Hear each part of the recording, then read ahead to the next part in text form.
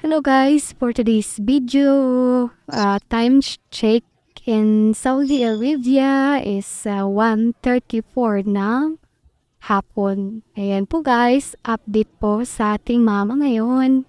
Pinapakain po siya sa kanyang nurse guys. Ayan, sexy yung nurse niya guys. So, titingnan niyo lang yung legs niya guys. So, display talaga yung legs niya. O diba? Nakaharang sa camera yung legs niya guys. আমারও একটু share Pasensyahan দিয়ে niyo দিয়েন na তো guys, ang মেয়ে daming মেরে যায় tagig. দেখে আসবানি যে Ayan. দুইজন পাগল হয়ে গেছে মেয়েকে For today's video guys sa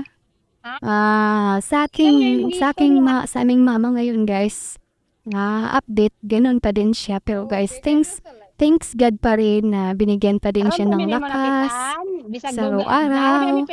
Nakakain siya ng mabuti. Ang sa kanya lang, hiniling lang namin sa kanya guys na kahit makalakad lang ang aming mama. Ayan. Para naman po, makagala siya kung saan gusto niya. Sa may mga magulang pa dyan na malakas, sa kinakailangan guys, bigyan po natin ng pagmamahal ang ating mga magulang. Kasi di natin alam ang ating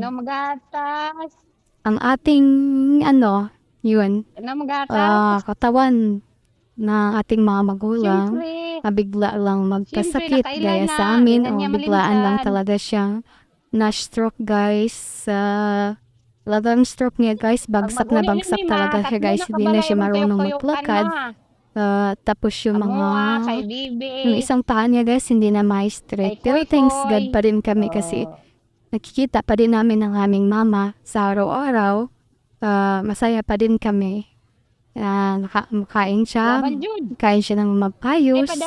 Makain siya ng maayos. Papatulog siya ng maayos. Ayan. Kailangan po guys, mahalin po natin ang ating mga magulang. Kami guys, wala na po kaming papa, matagal na po nawala. Nag-iisang magulang na lang naiwan sa amin. Kaya masakit tanggapin guys na makita mo araw-araw yung magulang mo na nandyan nakaiga lang, kaupo lang, tapos kain, upo, tapos siga, ganun lang yung ginagawa niya.